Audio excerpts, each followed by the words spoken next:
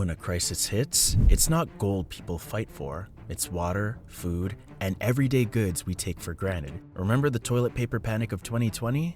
That was just a glimpse. In a real collapse, these 10 survival items vanish first, and having them makes you wealthier than anyone with a safe full of gold. When a society breaks down, the very first problem isn't money, it isn't gold, and it isn't even food. It's water. Without it, nothing else matters. You can last weeks without eating, but only 3 days without drinking. And in every collapse, water is the first thing people overlook until it's gone. In every collapse, history repeats itself. From Weimar Germany to Venezuela, people learned the hard way that survival is about preparation. The ones who stocked wisely held power. The ones who didn't ended up trading rings, watches, even family heirlooms just to eat. Think about the hurricanes that hit the US in recent years. The storm passes, the wind dies down, but suddenly, millions of people have no clean running water. Store shelves are stripped bare in hours. Neighbors are fighting over the last case of bottled water. After Hurricane Katrina, countless families boiled filthy floodwater because it was all they had. In Puerto Rico, after Hurricane Maria, some people were so desperate that they drank from polluted streams and even from wells at abandoned chemical factories. And that's why in a collapse, bottled water becomes more valuable than a fistful of cash. But there's a problem. Bottled water runs out fast. Once it's gone, you need the knowledge and the tools to make more. That's where purification comes in. A simple filter, something you could toss in a backpack, can turn muddy, bacteria-filled water into something drinkable. Purification tablets weigh almost nothing, but in a crisis, they're priceless. And then there's the oldest method of all, boiling. It doesn't matter if you're in a cabin, a tent, or your kitchen during a blackout. If you can boil it, you can drink it. Containers matter just as much. You can have all the clean water in the world, but if you don't have safe containers to store it, it slips right through your fingers.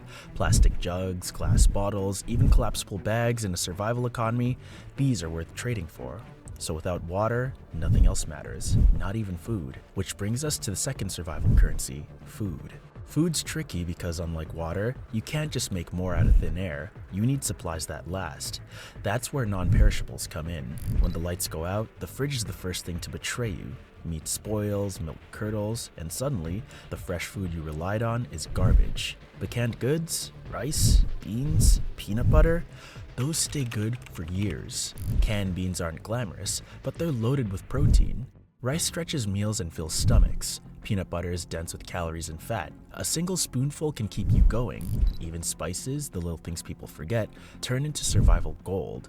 Salt preserves food and keeps your body balanced. Pepper, chili, and cinnamon keep bland meals bearable and morale high. Now these things aren't just nice to have. In collapse after collapse, food becomes the ultimate bargaining chip. In Venezuela's economic freefall, gold jewelry lost its shine. People traded necklaces and wedding rings just to get flour or cornmeal. And food storage isn't just about piling up cans in a basement. It's about cooking essentials, oil to fry, flour to bake, coffee to keep spirits up.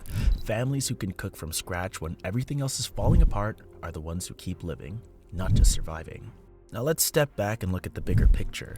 Water and food form the bedrock of survival. Without them, nothing else matters. But survival isn't just about staying fed and hydrated, it's about staying alive in every sense of the word. Because you can have food, you can have water, but if you don't have the ability to stay healthy, it all crumbles away. And that brings us straight into the next chapter. Let's be brutally honest. Food and water will always get the headlines when we talk about collapse. But when systems break down, it's not just hunger that takes lives. It's the little things. A small cut, a bad stomach bug, an infection that would be nothing in peacetime but turns deadly when doctors, hospitals, and pharmacies aren't there to back you up. That's why medical supplies and first aid knowledge becomes one of the most valuable currencies in any collapse. Think about a basic first aid kit, bandages, antiseptic wipes, pain relievers, gloves. On a normal day, it's just something you keep in your car or maybe in a drawer. In a collapse, it's the difference between infection and survival. Over-the-counter meds, Tylenol, ibuprofen, allergy pills. These seem cheap now, but in a barter economy, they shoot up in value. Imagine you've got a pounding headache, a fever, or crippling back pain after chopping wood all day. A single painkiller suddenly means a good night's sleep, the ability to keep working, and a clear head. People will trade food for that kind of relief. And then there's the holy grail of collapse medicine, antibiotics. Right now, we barely think about them. You get an infection, you grab a prescription, you're fine. But in a collapse, antibiotics will be worth more than gold. A simple tooth infection, untreated, can spread to the blood and kill you. A scratch on your hand while gardening can become sepsis in days. In a barter market, antibiotics rule. The neighbor with a stash of amoxicillin or fish antibiotics is suddenly more powerful than anyone holding silver coins. But it's not just about what's in the medicine bottle, it's about sanitation. If you can't keep wounds clean, you're doomed. Alcoholic wipes, hydrogen peroxide, iodine, these become survival tools. So do gloves and masks. Remember the early days of the 2020 pandemic when masks and sanitizer disappeared from shelves in hours? That was just a small taste of what happens when everyone realized at once how fragile our medical safety net really is. Now, let's shift to the other half of health that people underestimate: hygiene and sanitation. When people think survival, they imagine fire starting, hunting, maybe defending themselves. Almost no one thinks about soap, bleach, or trash bags. But poor hygiene has killed more people in history than bullets ever did. Soap is one of the simplest lifesavers. Washing your hands seems boring until you remember that dirty hands spread diarrhea, cholera, dysentery. In crisis zones, these diseases explode. In Venezuela's collapse, trash piled up in the streets, sewage overflowed, and diseases followed. Families were sick because sanitation had broken down. And let's not forget about toilet paper. Remember 2020? It became a punchline. People fighting in stores over packs of Charmin. But the panic revealed that without basic hygiene, people lose their sense of control. In Venezuela, toilet paper shortages got so bad that it became one of the hottest black market items. Something we take for granted turned into a symbol of survival and dignity. Trash bags are another underrated hero. They keep waste contained. They keep homes clean when municipal services vanish. In a barter economy, a roll of heavy-duty trash bags might be worth more than a shiny trinket. The same goes for bleach. Just a capful can disinfect water, sanitize surfaces, or keep diseases from spreading in crowded shelters. Think about it this way: food keeps your stomach full, but hygiene keeps your stomach safe. You can have all the beans and rice in the world, but if your water bucket is contaminated or your cooking area is filthy, you'll end up sick. And once you're sick, you'll burn through your food faster and lose your strength. Hygiene multiplies survival. Once you've got food, water, and health covered, there's another threat waiting: the dark. Blackouts, cold nights, and a world without light or heat. Darkness hits harder than hunger because it comes instantly. One moment you're flipping a switch, the next you're staring into blackness. And in that blackness, panic sets in. That's why lighting and power sources shoot straight to the top of survival goods. A flashlight may feel like a dollar store item today, but when the grid dies, it's priceless. After Hurricane Sandy in 2012, New York City plunged into darkness. Families sat in apartments with no power, no cell service, and no way to see at night. Guess what became the hot trade item? Batteries. A handful of AA's could buy you food, favors, or safe passage because they meant light, and light meant safety. Candles, too, become more than mood setters.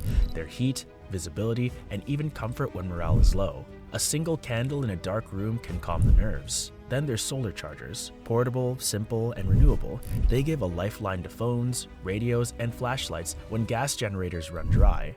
In a barter economy, having the power to recharge devices makes you a hub.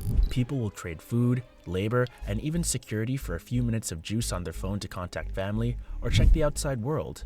But light's only the beginning. Survival hinges on something older, something primal: fire. Matches, lighters, propane stoves, firewood. These are the unsung treasures of collapse. Fire is everything. It cooks your food, it boils your water, it keeps you warm when temperatures drop. And beyond the physical, it feeds morale. A family gathered around a fire feels hope. A family shivering in the dark feels despair. History's proven it. In refugee camps, fire pits became the center of community life. In blackouts, neighbors huddled around propane stoves not just to cook, but to keep their spirits up. In winter storms, a stack of firewood can mean the difference between comfort and frostbite. Fire is survival distilled down to its simplest form. A box of matches that cost cents today becomes a ticket to trade tomorrow. A refillable lighter, something you'd normally toss in your glove box, can be bartered for food. A propane tank? Forget it. That's wealth. In a collapse, the ability to make and maintain fire is as powerful as owning land. But even with fire, even with power, survival throws another curveball: repair. Things break, roofs leak, windows shatter, and when Home Depot is gone and contractors aren't answering phones, the only way forward is tools and your ability to use them. This is where hardware and repair supplies leap from boring to life-saving. Duct tape seals broken windows, patches leaks, even makes emergency splints. Nails and tarps that shelter patched roofs or barricaded doors. Think about it. In every collapse, the world starts breaking down around you. A storm rips your roof, vandals smash your fence, a doorframe rots because there's no one left to call. The person with tools and the know-how to use them becomes indispensable. They can trade repairs for food, water, or protection. They can fix, build, and reinforce in ways money and gold never could. And don't underestimate the small stuff. A roll of duct tape, a few sturdy tarps, and a box full of nails will be worth more than fancy gadgets when your home starts falling apart. Those supplies buy time. Time to stay warm, time to stay safe, time to figure out your next move. Power, fire, and tools all connect. Without light, you stumble in the dark. Without fire, you freeze and starve. Without tools, you watch your shelter collapse around you. Together, they form the backbone of survival beyond food and repair. But even with power, even with tools, even with fire, you can't survive exposure without the next. Because when the cold bites and the storms rage, there's only one thing that stands between you and nature itself. So what happens when the food is in your belly, the water is in your bottle, and the temperature outside drops below freezing? What happens when the power is out, the wind howls, and you can see your own breath in the living room? That's when shelter and warmth becomes your lifeline. And the truth is, without them, everything else collapses. The power grid in America is more fragile than most people want to admit. A single ice storm can knock out power to millions. A solar flare, a cyber attack, or simply an overloaded system, all it takes is one bad day, and suddenly, you're living in the Ice Age. When the Texas freeze hit in 2021, families weren't begging for gold. They weren't thinking about stocks or bonds. They were desperate for warmth. Parents burned furniture in their fireplaces to keep kids alive. Others layered on every piece of cloth they owned. In those moments, coats, blankets, and sleeping bags were survival gear. A quality winter coat that you barely notice today could become a currency tomorrow. A wool blanket, a sleeping bag rated below 0 temperatures, a sturdy tent to shield against wind. These items will be traded, begged for, and guarded fiercely. Gold can sit in a safe for years and never save your life, but a single blanket on a freezing night can. People think warmth comes from the thermostat, but when the grid fails, warmth comes from what you already own. That jacket in your closet might one day be worth more in trade than a gold necklace. That sleeping bag stuffed in your garage could mean the difference between life and death. But warmth isn't the only kind of protection that skyrockets in value. In a collapse, safety becomes its own currency. When times get tough, desperation breeds danger. People who were your neighbors yesterday may be threats tomorrow if their children are starving. And this is where self-defense steps in. Now let's be clear, survival isn't about violence. It's about deterrence, it's about making sure your family and your supplies aren't the easiest target. Firearms, ammunition, pepper spray, even sturdy bats or tactical flashlights, these become tools of survival not just because they can defend, but because they make you look less vulnerable. History shows it. In every collapse, from Bosnia in the 1990s to Venezuela in the 2010s, people who could defend themselves kept what they had. Those who couldn't often lost everything. And here's where the barter economy creeps back in. Ammunition becomes one of the hottest trade items. In a world without supply chains, a box of bullets is more valuable than a bar of gold because it buys security. But there's a warning here. With great power comes great risk. A weapon without discipline is a liability. Accidents, poor judgment, or simple fear can turn a survival tool into a tragedy. That's why training and safety matters more than firepower. A disciplined, level-headed protector is worth more than someone with a stockpile they don't know how to use. But security isn't just about weapons. It's a service. A neighbor who stands guard while others sleep, a community watch that keeps looters away. In a collapse, people will trade food or supplies not just for weapons, but for protection. Because safety itself becomes something you can barter. But even with warmth and safety, humans crave something else, something less tangible, but just as vital. And this leads us to the final survival good on our list. It sounds almost silly at first. When the world is crumbling, who cares about candy? Who cares about coffee or cigarettes? But comfort items might be the most powerful trade good of all. During World War II, in POW camps across Europe, cigarettes became the unofficial currency. A single cigarette could buy food, clothing, even favors.